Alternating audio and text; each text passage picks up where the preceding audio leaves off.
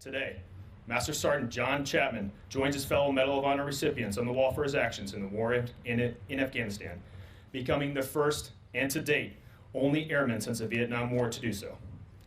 Ladies and gentlemen, it is my honor to introduce today's presiding official, Colonel Mason Dula.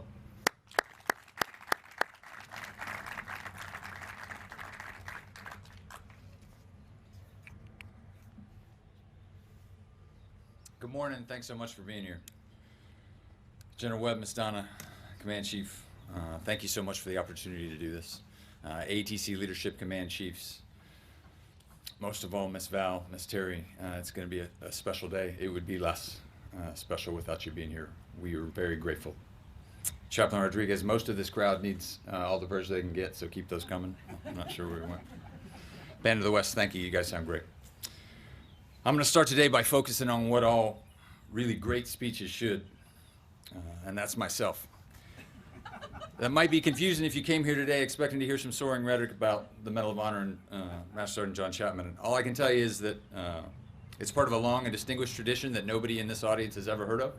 And frankly, I've never employed in front of an audience this senior before, but you're going to have to trust me that we'll eventually circle back to Master Sergeant Chapman, but please, for now, focus on me.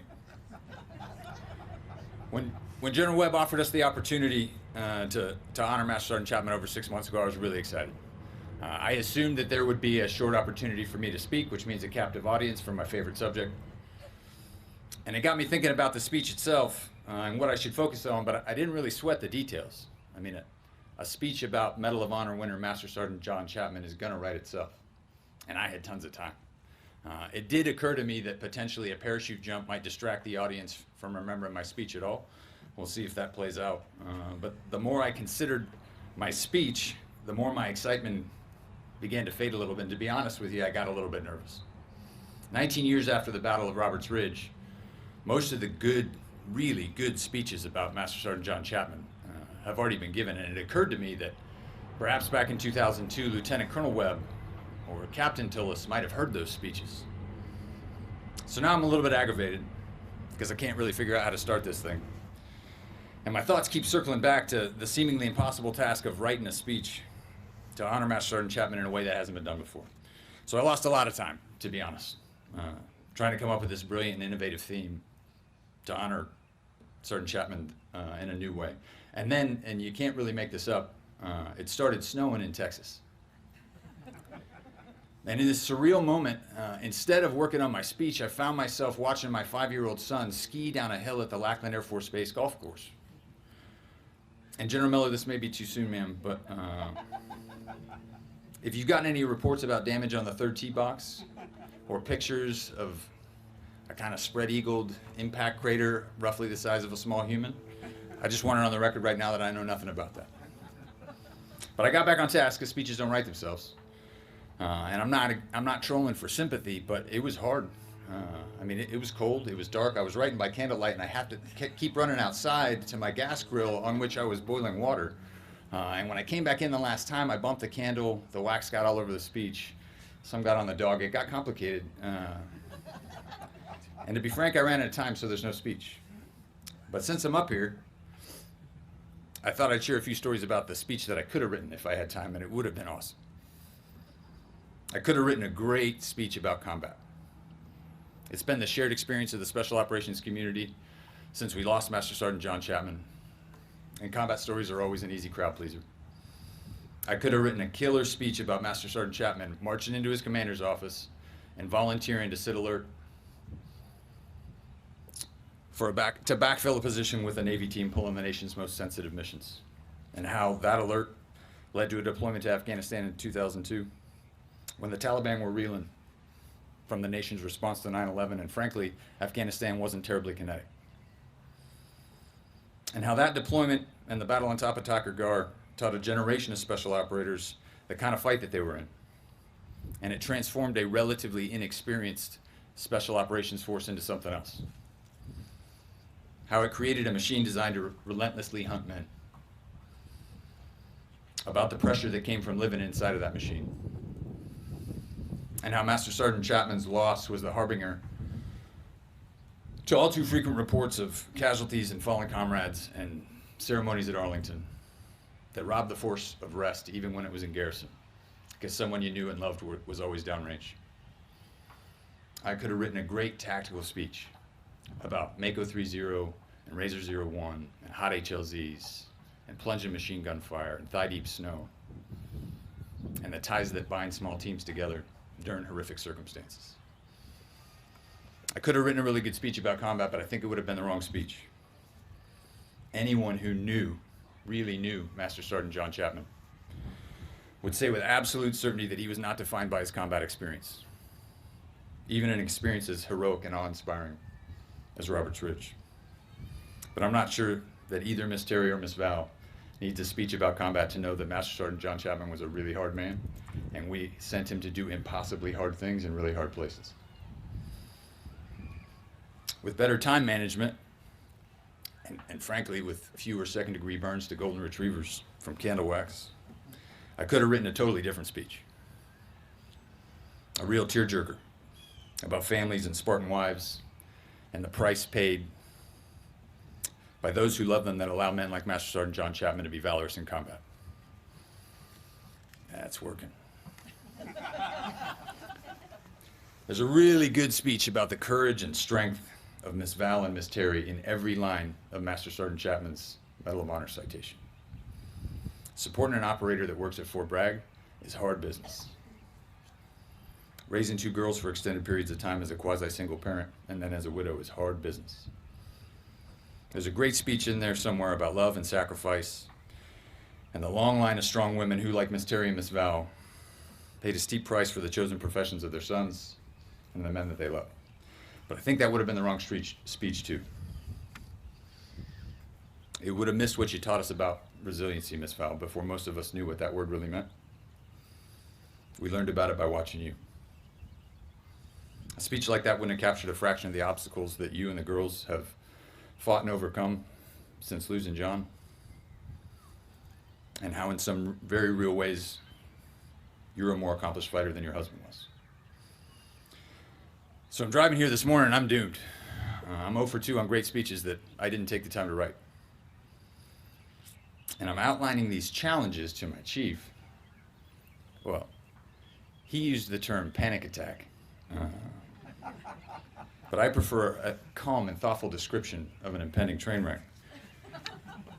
But the chief's a pararescueman, which means that unless your complaint's about ephemeral bleed, his empathy level hovers at near 0, particularly when you're squawking about complaints. And so he looked at me with something approaching a sneer and kind of just grunts. Why don't you just tell some stories? We'll knock out some memorial push-ups and go back to work. And so it dawned on me on the ride over that perhaps that was actually the right answer. You see, ours is a business and a community that comes with costs. And those costs are borne by teammates in our formation today, and the teammates whose pictures and etched bronze plaques grace the walls of our buildings. And Chief and I have been trying to convince our formation that when we lose a teammate in combat or in training, that we honor our teammates best by sharing stories and delaying as long as possible the moment when the pictures on our walls or on our parks become strangers. All the good speeches about Master Sergeant Chapman may in fact have already been given, but we can never tell too many stories about Chappy. Master Sergeant John Chapman is now immortal. We teach young airmen about him in our professional development guides. We teach old airmen about him in our PME courses. Chappy was a man, and a husband, and a magnet for children, including his own. He wasn't a legend or a case study in service before self. He was just a teammate, and we loved him. Master Sergeant John Chapman was an accomplished and seasoned special operator. Chappy was a scofflaw, whose early run-ins with the police probably would have required some sort of moral waiver to even join the Air Force today. I mean, we're talking about a troubled young man with an affinity for explosives. A mother's rose-colored glasses might characterize that as a 9-year-old's running with the police, firing off black cat firecrackers until the long arm of the law hauled him in. But Miss Terry, I'm fairly certain that you could see around some corners about the kind of work that your son was going to gravitate towards. Either a criminal mastermind or a combat controller. Master Sergeant John Chapman is a Medal of Honor winner who saved the lives of his teammates in battle. Chappy was lucky his teammates didn't run him out of town on a rail before he ever deployed. That does not mean that Chappy was not popular with his teammates. He was actually deeply loved in a way that's unique and rare. But they certainly had a list of grievances about his behavior in garrison. And if we're going to talk about the elephant in the room, Chappy had this ridiculous mustache, and he was inordinately proud of it. It was tolerated on the home front for reasons that can't be explained. He refused to shave it despite endless volumes of ribbing. And he was fond of combing it after he ate in the team room and sprinkling little food particles onto his teammates' kit and computers. Master Sergeant John Chapman displayed almost superhuman levels of strength and physicality when he assaulted multiple enemy fighting positions uphill through thigh-deep snow, despite being wounded. Chappy wasn't even a gym rat in a community where that's a cardinal offense. Chappy wasn't a fitness nut, and he wasn't really much of a runner. And mind you, this is 20 years ago, before this community had embraced all the facets of human performance. 20 years ago, it took exactly 73 seconds. That is an empirical fact. 73 seconds after walking into a team room before somebody asked you how much you could bench.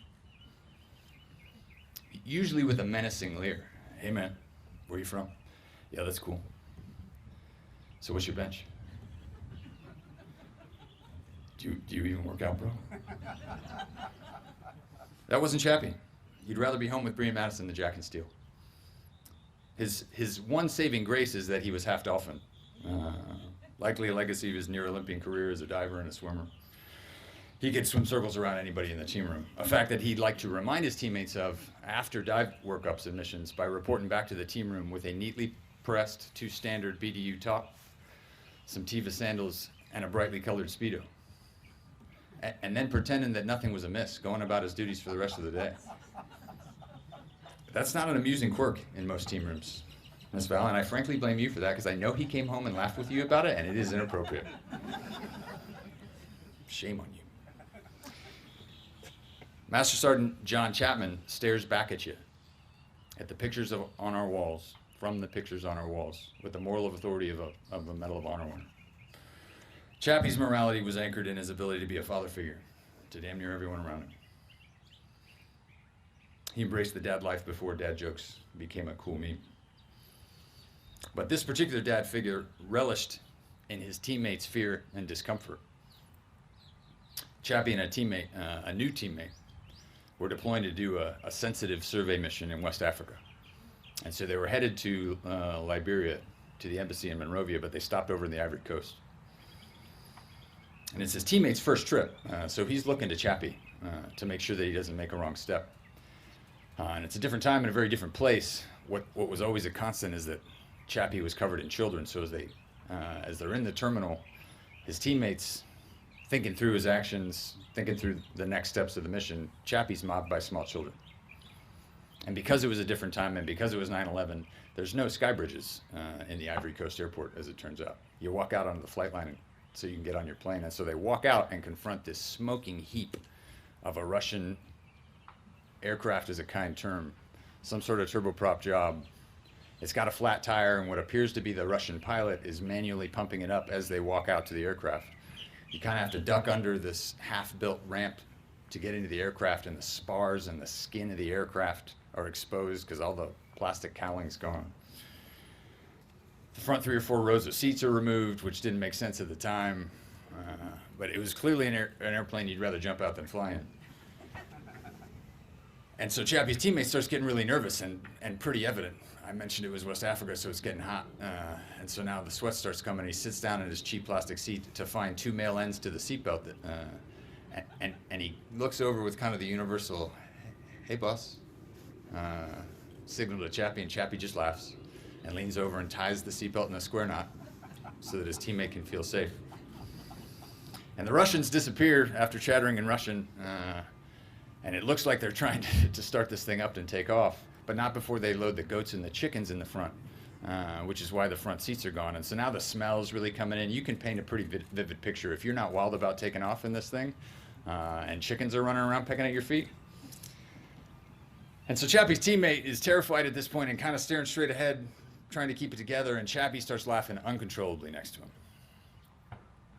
Not clear whether it was because of the discomfort of his teammate or the scene out the window. So he pokes his teammate to look out the window, and there's a guy out there with an oil can tied to a wire hanger.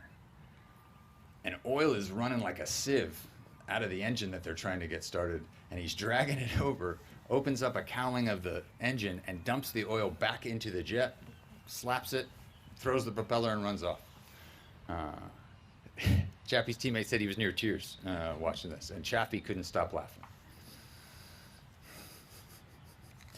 Whether that was because of the discomfort of his teammate or because Chappy took such joy in life, we'll never know. Master Sergeant John Chapman is now larger than life. He's the best of our community. He's the best our Air Force. He's the best our nation can produce. And he belongs on the walls of this memorial next to the rest of the Air Force's heroes. Master Sergeant John Chapman inspires awe, and he inspires the next generation of warriors to wonder if they can live up to the standard that he set on Tackard Guard.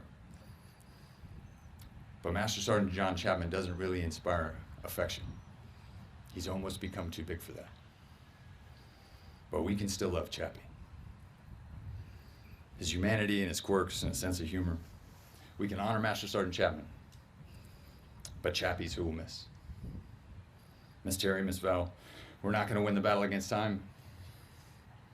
But this community will do our very best for as long as we can to tell our Chappy stories and keeping him from becoming a stranger to his teammates. Thank you all very much for coming, for honoring this community and Master Sergeant Chapman.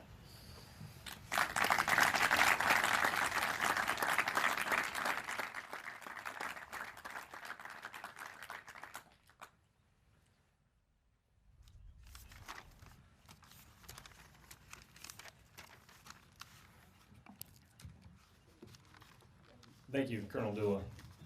Miss Nessel and Miss Chapman, please join Colonel Dula as we unveil Sergeant Chapman's plaque on the Medal of Honor wall.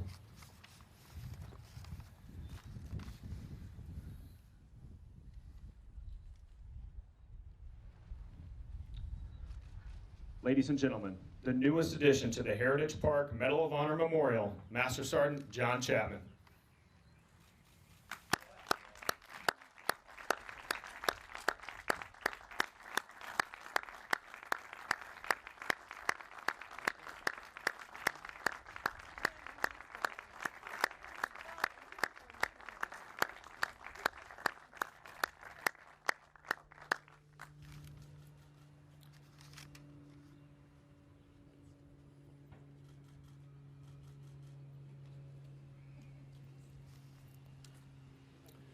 Thank you, Miss Nessel and Miss Chapman, for joining us today in celebration of Sergeant Chapman's life and legacy.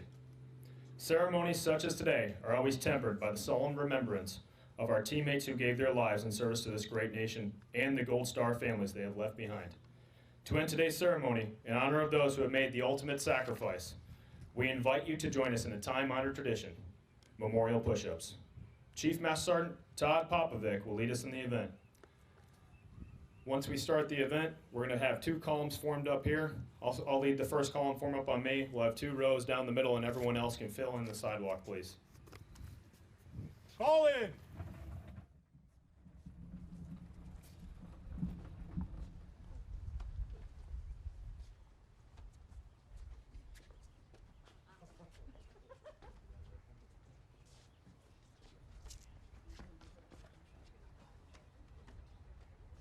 Team, attach, huh! The next exercise will be the memorial push-up. Memorial push-up to the eye. Position of exercise, move. Team, ready. Exercise. 1, 2, 3. 1. 1, 2, 3. 2. 1, 2, 3. 3. 1, 2, 3. 4. 1, 2, 3. 5. 1, 2, 3. 6. 1, 2, 3. 7. 1, 2, 3. 8. 1, 2, 3. 9. 1, 2, and halt. This next one's for teamwork. Yeah. Down, up and teamwork. This fallen comrades. Booyah! Down, up in. Fallen comrades! This last one's for Master Sergeant John Chapman. Booyah! Down, up in. Master Sergeant John Chapman! Recover. Carry on.